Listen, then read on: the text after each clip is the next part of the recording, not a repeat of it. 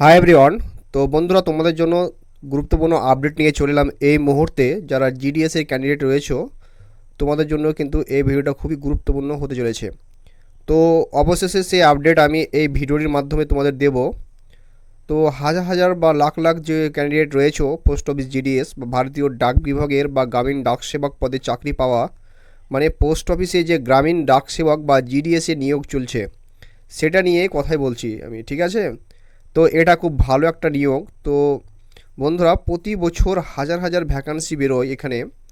সুতরাং তোমরাও অবশ্যই এই নিয়োগের জন্য যে ফর্ম যে অ্যাপ্লাই করেছো, যদি তোমরা দ্রুত একটা সরকারি চাকরি পেতে চাও, তো তোমাদের অবশ্যই কিন্তু এই ভিডিওটা দেখার জন্য তোমাদেরকে অনুরোধ রইল। তো অবশ্যই ভিডিওটা সম্পূর্ণ দেখো। দেখো, এই ভিডিওতে অনেক কিছু তোমাদের গুরুত্বপূর্ণ আপডেট আমি দিতে চলেছি।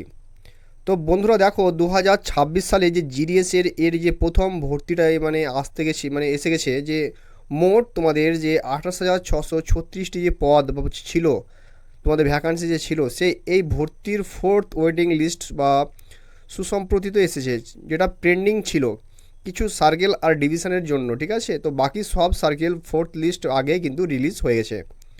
তো বেসিক্যালি দেখো, এখন পর্যন্ত এই ভর্তির মোট 4টা লিস্ট কিন্তু এসেছে। তো হাজার হাজার আবেদনকারী বা সিলেক্টেডও কিন্তু হয়ে গেছে। তো বন্ধুরা, তোমাদের বলবো যে যারা ফোর্থ লিস্ট সিলেক্ট হয়েছে, তাদের ডকুমেন্ট ভেরিফিকেশান কিন্তু চলছে, ঠিক আছে? তো ডকুমেন্ট ভেরিফিকেশানের শেষ তারিখ তোমাদেরকে বলে দিই। তোমরা যারা ডকুমেন্ট ভেরিফিকেশান করোনি, তার জন্য যে লাস্ট ডেট সেটা কিন্তু 22 জুলাই 2026, ঠিক আছে? তো যারা ক্যান্ডিডেট সিলেকশন মানে মেরিট লিস্ট হয়েছে, যে কোনো লিস্টেই হোক, সবাইকে তাদের আসল ডকুমেন্টস বা এবং সার্টিফিকেটের সঙ্গে নিয়ে যেতে হবে।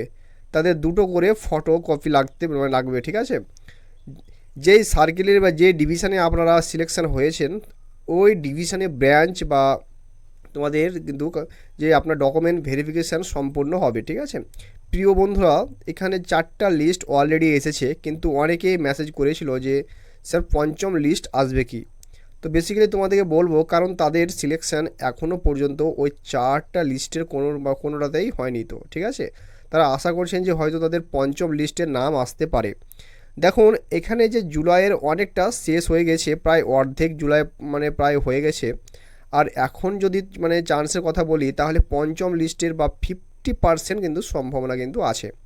কেন বলছি দেখো, এই যে 50% সম্ভাবনা, কারণ অফিসিয়ালি নোটিফিকেশান বা শিডিউল 1 এর যে জিডিএস নোটিফিকেশান যা এসেছে, সেখানে 28,636টি পদের কথা কিন্তু বলা হয়েছে।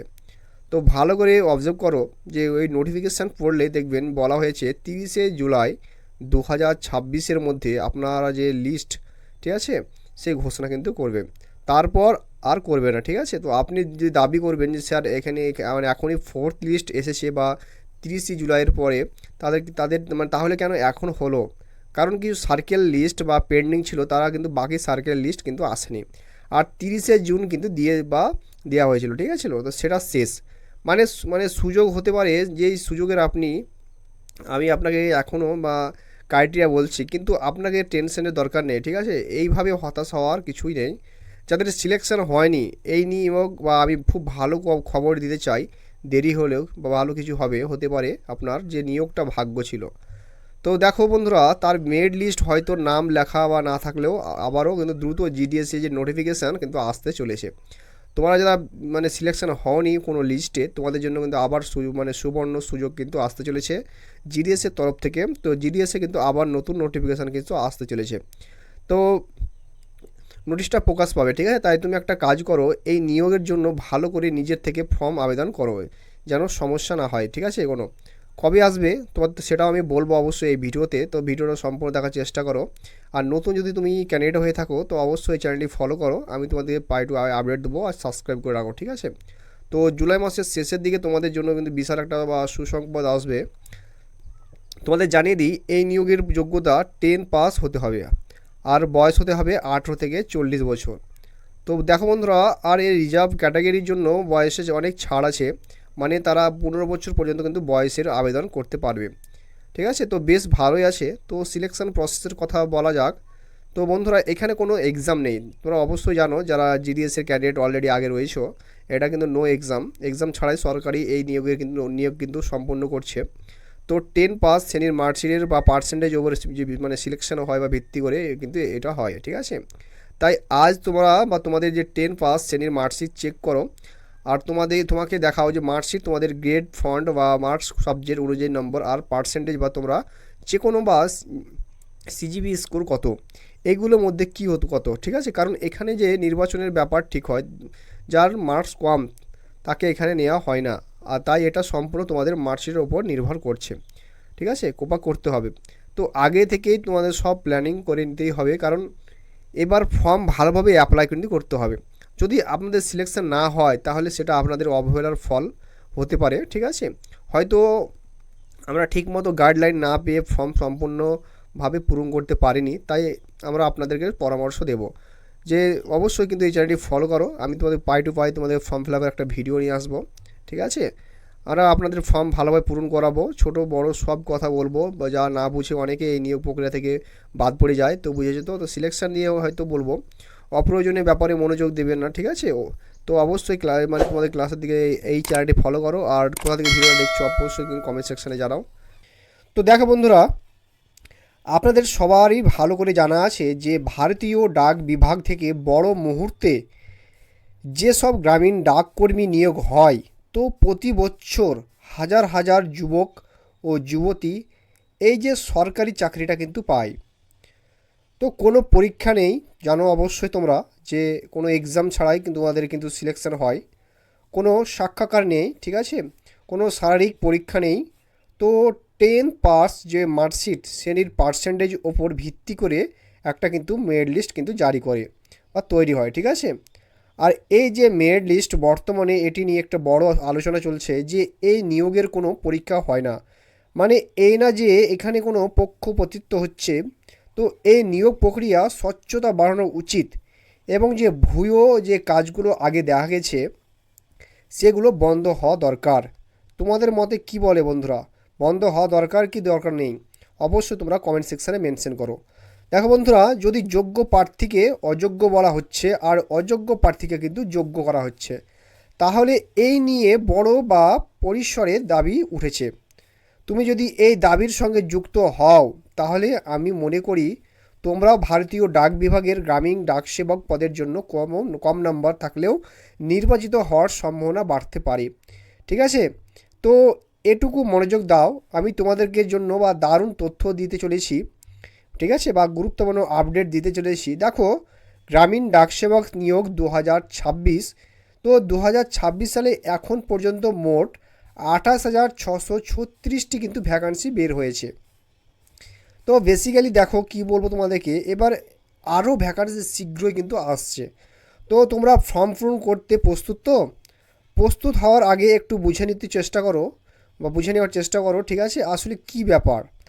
তো দেখো, এখানে চাই হচ্ছে যে নিয়োগ প্রক্রিয়া স্বচ্ছতা আনার, ঠিক আছে, সেটা কি দাবি করছে। 10 পাস শ্রেণীর মার্কশিট মানে দশমের যে সার্টিফিকেট, তোমরা সবাই জানো যে এই মার্কশিটের উপর ভিত্তিতে শেষ নির্বাচন হয়, তাই অবশ্যই স্ক্যান করা কপি আপলোড করতে হবে।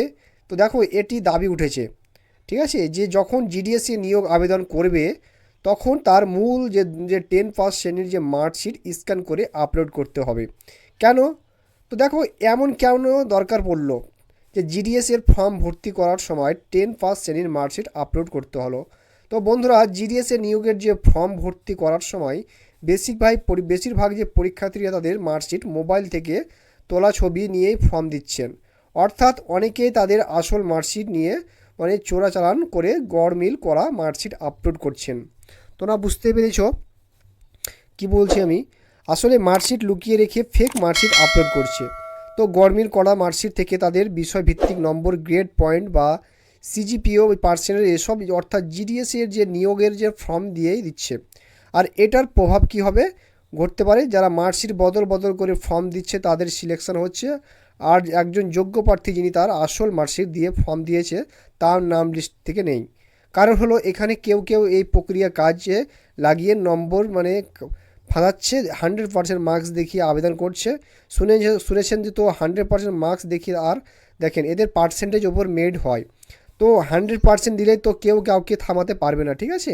মানে আপনার আসল নাম্বার যদি 99% হয়, তো প্রচেষ্টা করে আপনি যেটা পেয়েছেন, আর আপনার মাঝখানে যখন জিডিএসের নিয়োগ আসে, অর্থাৎ গ্রামীণ ডাকসেবকের নিয়োগ আসে, তখন এর অনলাইনের ফর্ম কিন্তু ভরতে হয়।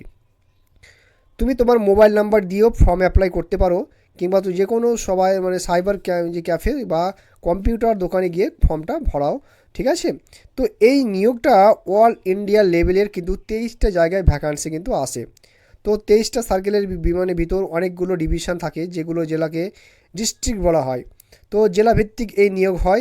ধরো একটা পোস্ট অফিস আছে, নাম পোস্ট অফিসে, ঠিক আছে। পোস্ট অফিসে যে মোট 5টা শূন্যপদ হয়েছে।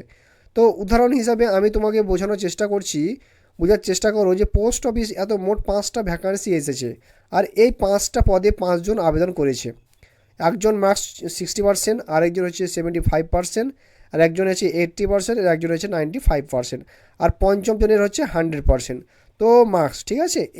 এখন প্রশ্ন যে কে যোগ্য, ঠিক আছে, এটা তুমি কীভাবে বলতে পারো, ঠিক আছে। তাদের মধ্যে কে সেই প্রার্থী যে হাড়মোড় ভেঙে 10 পাস শ্রেণীর কত শতাংশ পেয়েছে সেটা তো জানা নেই।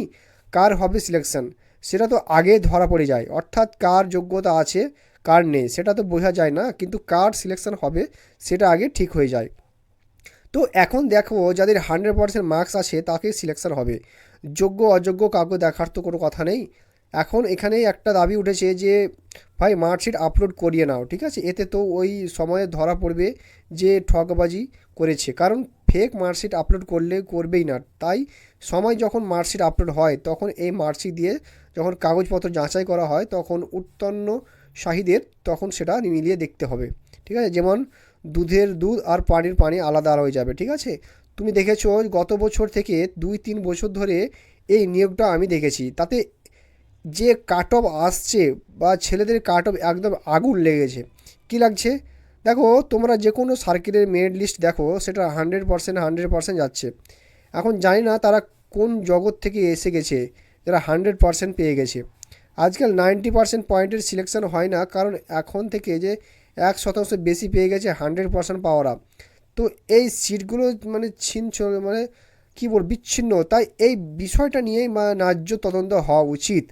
আর আমি মনে করি এই দাবি ভালো সময়ের ভালোভাবে বা উত্থাপিত হয়েছে, কারণ জিডিএসের যে শিডিউল 2 জুলাই নামে নতুন নিয়োগ ধরেই আসছে। আর তোমরা এর জন্য প্রস্তুত থেকো। আমার মনে হয় কিছু একটা হয় বা ন্যায্যতার সঙ্গে এই নিয়োগটা করিয়ে নেওয়ার ভালো হবে। বাকি তোমরা সবাই বুদ্ধিমান, এই নিজে নিবন্ধের পরীক্ষা বা তো হবে না, তাই এই ভিডিওটা ভালো করে বুঝো, দেখো, আর প্লিজ শেয়ার করো। যত বেশি শেয়ার করবে ততই তোমাদের লাভ, ঠিক আছে। যদি তুমি ভারতীয় ডাক বিভাগের একজন জিডিএসের চাকরি নিতে চাও, সেটা পরীক্ষাবিহীন, ঠিক আছে, তো চ্যানেলের সঙ্গে থাকো। তো বন্ধুরা, এই ছিল আজকের আপডেটটা যদি ভালো লাগে তো অবশ্যই বন্ধুদের সঙ্গে শেয়ার করো।